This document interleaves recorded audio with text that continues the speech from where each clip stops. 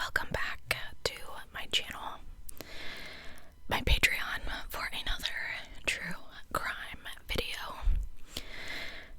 This case is going to be kind of short, so I'm going to do a little slow talking, which is extremely hard for me. I have always just kind of naturally talked extremely fast, and I thought we could do some mic brushing too. You guys like that, right? So, I apologize for my glasses. I'm filming this before bed, and my eyes do not like my contacts these days. So, I didn't turn on the ring light because y'all can see, and some of you have said it is distracting. So we are going to talk about another episode of I Solved My Own Murder on Hulu. I think this was episode 3. I didn't cover episode 2 with you guys because it is about a little girl, and I don't like to cover cases like that when they are hurt or murdered. Missing is different, still extremely sad, but I can't stand little girls being hurt, or little boys, little kids being hurt. So we are going to talk about Brandy. This is so I kind of feel like Hulu was really determined to cover these cases that most news story or news stations and other things exclude, because the cases are about things that people get extremely sensitive about. When I covered Nikki's case and we were talking about transgender people, I knew that there was going to be some idiot that said something rude. So that is one reason I am covering this case on Patreon. We are small, but we are not judgy. So I thought that this video would be fitting. It is about a lesbian named Brandy, and I just knew, again, someone would have something to say if I put this on YouTube. So if you have something to say, maybe just keep it to yourself about her sexuality. I'm just saying, because nobody's questioning yours, right? So let me just get on with it, right? Brandy was a student, and she was attending Youngstown State University. She was majoring in sociology, and she loved music and art.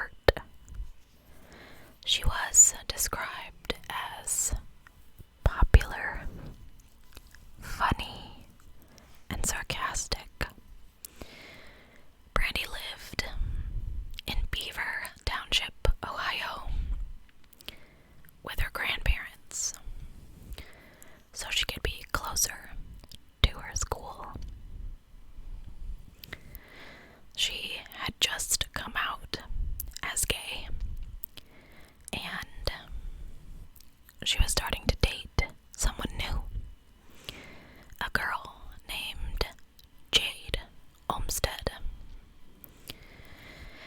Now, Brandy's family and friends were really accepting of her, and at first they accepted Jade. However, Brandy was really outgoing, and Jade was not. So, it was kind of a opposites attract type of relationship.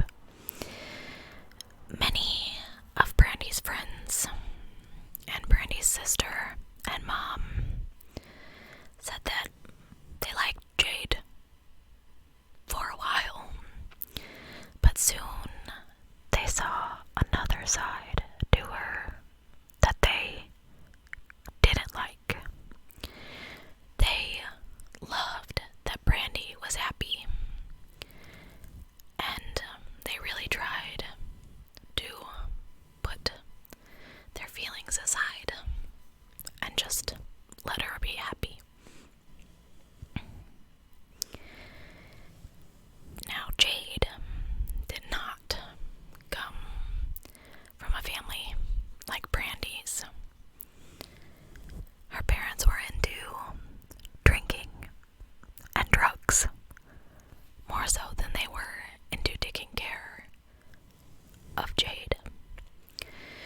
They also did not accept her sexuality, and Brandy's family believes Jade was not very happy with herself because of her family life, and I can understand that.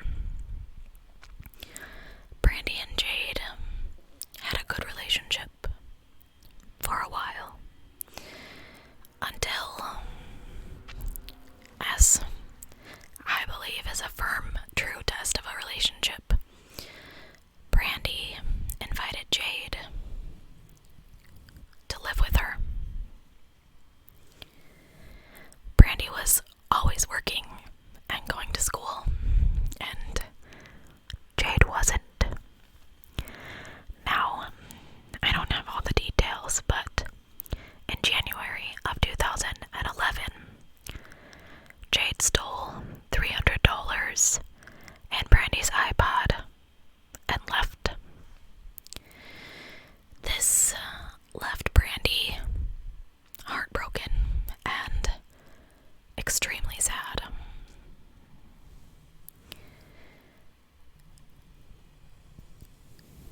After Jade took off, she went to Baltimore to live with her oh so supportive family again. She then rekindled a relationship with her first girlfriend, a girl she dated in high school, and her name was Ashley. Ashley was 20 years old, and people described her as very tough and mean.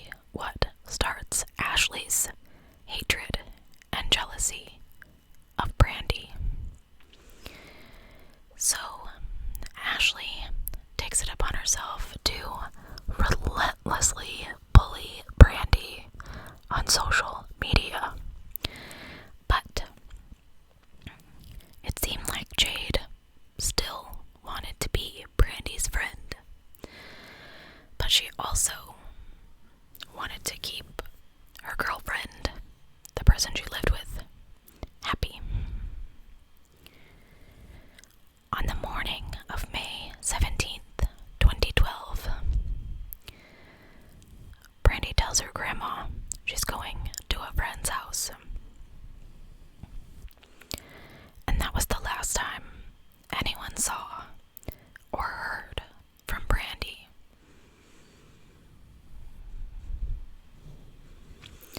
That day,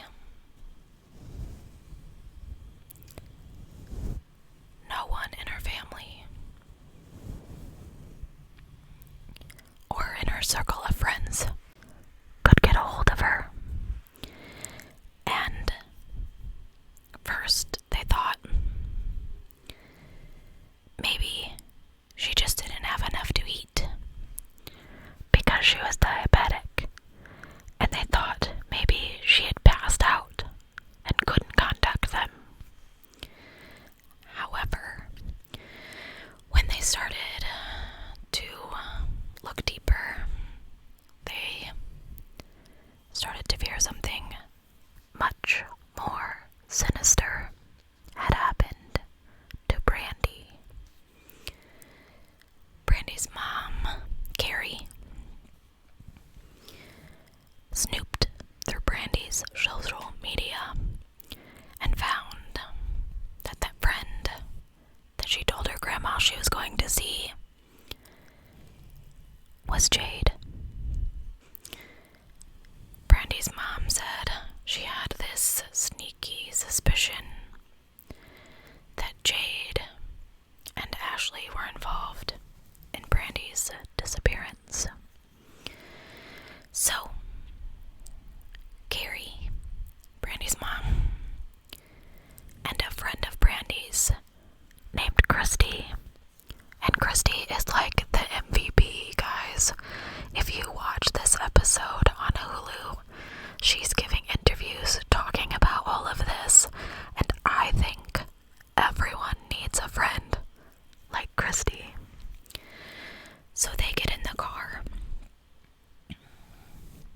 and they go to Ashley's house. And I know you're thinking, but wait, how did they find her? Christy had the address because Brandy had texted her the day she went missing and said, if anything happens, this is where I'm going. That's not suspicious, right? So, Carrie and Christy go confront Jade and Ashley. And they say, Ma, we don't know where she is. She never showed up the day we invited her over. Carrie doesn't believe them, and she wants to know what happened to her daughter. Carrie said while they were there, Ashley's dad steps in and says she's probably just lost or hiding from you. Now, it has been a couple of days at this point. Like, she's not lost for days. Okay, dude. They leave because he asks them to, and they start to drive back home. A couple minutes later, Carrie gets a call from Jade, but it was actually Ashley saying that Brandy's car was at her house and they needed to pick it up if she didn't make it there. Why is her car in your garage, girl? Ashley's parents had found the car, and Ashley's mom had called the police. The registration had come back as Brandy's, and the car was clean. In fact, it was way too clean to have been Brandy's. Brandy apparently never cleaned out her car, and she was very messy.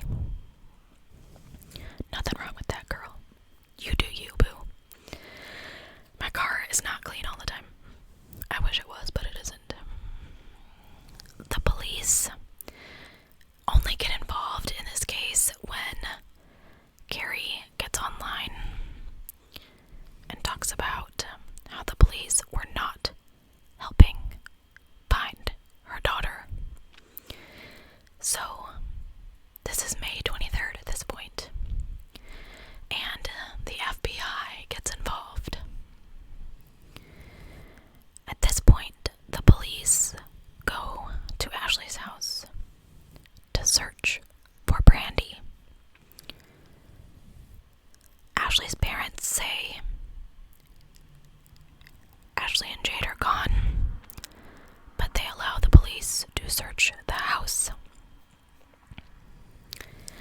And in the room that Ashley and Jade shared, they found a pair of bloody sneakers. So the police issue a BOLO, or a be on the lookout, for Ashley and Jade. They were actually found not terribly long after, coming out of the woods by an off-duty police officer, and they were immediately brought to the police station. They are taken, and they are separated. And of course, they have a new story to tell. They both said, yes, we did see Brandy on May 17th, but she was just there a couple of minutes, and she left to be picked up by a new friend, but asked if she could leave her car there. Come on. The police don't buy this because at this point, they've gone through Jade and Ashley's backpacks and their journals. Both of them are journalers. Tell a much different story. So while the police are questioning Jade and Ashley, the police are searching this wooded area where the girls had been found. And it is on the other side of the woods behind Ashley's parents' house. They're searching with cadaver dogs and helicopters.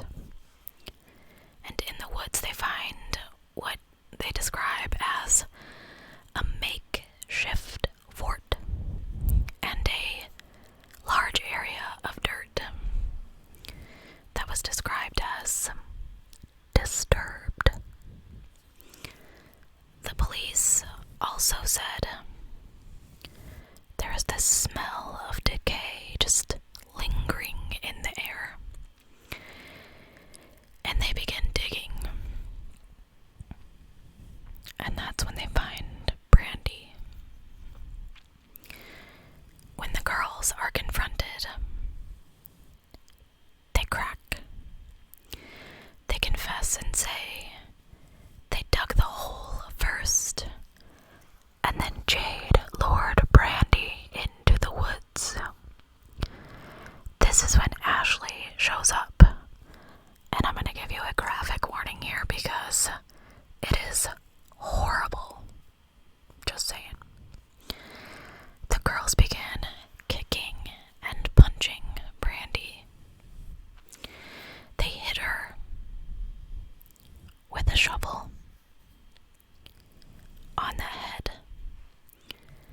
and they thought that she was knocked out. They poured water on her, and Jade said Brandy had a fear of being buried alive. So, this is what they decided to do to her. They thought she was dead, though, so they buried her in the hole. But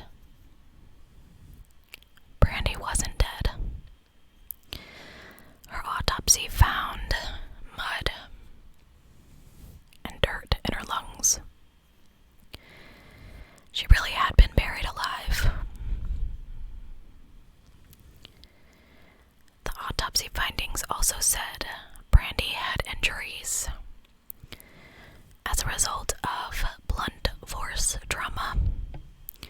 She had a skull fracture and 15 lacerations. 15 lacerations to her skull. She had been brutally murdered and left to die. And I'm not done yet, guys. This case just gets worse. I mentioned that the police found Jade and Ashley's journals, and they wrote some pretty terrible things. Ashley wrote that she wanted to kill again. And she also wrote a note to Brandy's family about how she killed her.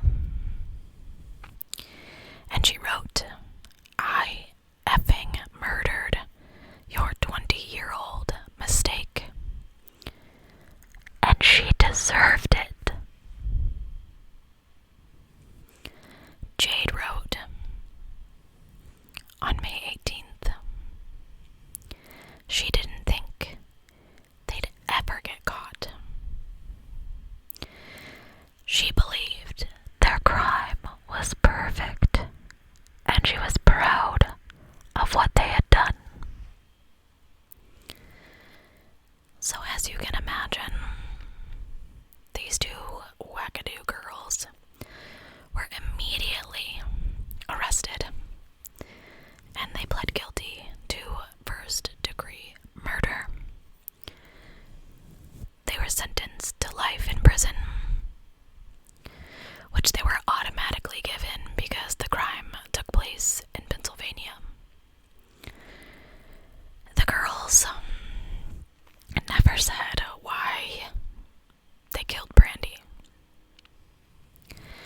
but the police believe they wanted to prove their love for each other, and Brandy was in the way. And the very last part I have for you is Brandy's mom, Carrie, had Brandy cremated because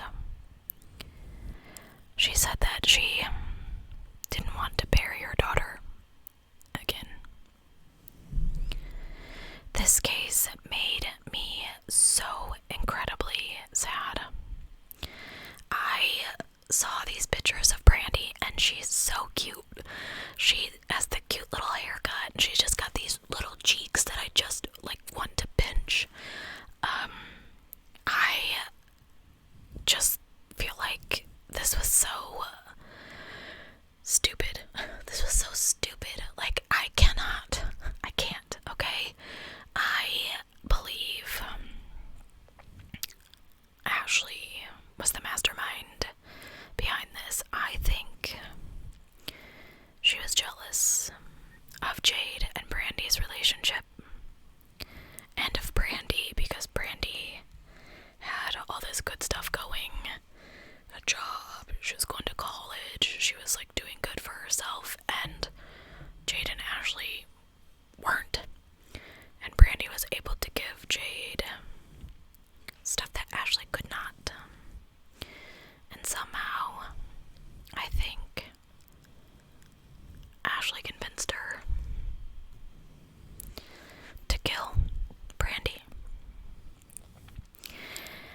I just don't. Every time I report on a case like this, where a couple kills the third person, I have to English, legitimately sit and wonder, did these people really think, oh, we won't get caught? There's no way the police will catch me. I'm so much smarter than that. I won't get caught. Because you have to know you're not going to end up in same prison, potentially. You're not gonna be together forever. That person's probably gonna turn on you to get a lesser sentence. 'Cause they're about protecting themselves, not you. And I think, wow, people are dumb. I love Sean. I love Sean. I would do just about anything for him. But if he approached me with, hey, let's go murder this person, I would tell him that he had lost all his cookies. I mean, don't get me wrong. I got a couple exes who I wouldn't cry if I got that phone call. But I'm not gonna be the cause of it. I mean, literally, if my sister called tomorrow and said, John wrecked his car again. Oh, I so sad. Not really. I don't want the guy dead. I just don't like him. I really, these weird love triangle situations are just so bizarre to me. Like Chris Watts, what was going through your head when you killed your pregnant wife and your 2 children? Did you really honestly think that you were just gonna get to tra-la-la off and be with Nicole forever? There's got to be a few crayons short of a box if you legitimately thought that. Because let me tell you what, you are not a mastermind. Most of the people I report about on this channel, not masterminds. Because they get caught. I don't know. I just think it's so strange that people can convince other people to do things like this. Now, surprise, surprise, I'm not a follower. I get in trouble a lot for having my own opinions and not going with the crowd. So I don't know what that's like. Now, I'm not saying there's anything wrong with you if you are a follower. Baby ducks are cute and they follow their mamas. There's nothing wrong with that, but I think you have to be an extremely strong personality in order to convince someone to murder someone with you. And I think Jade must have had some feelings for Brandy, so however Ashley did it must have been real good. The fact that she wrote that she wanted to kill again is really what makes me feel like she was the mastermind behind it.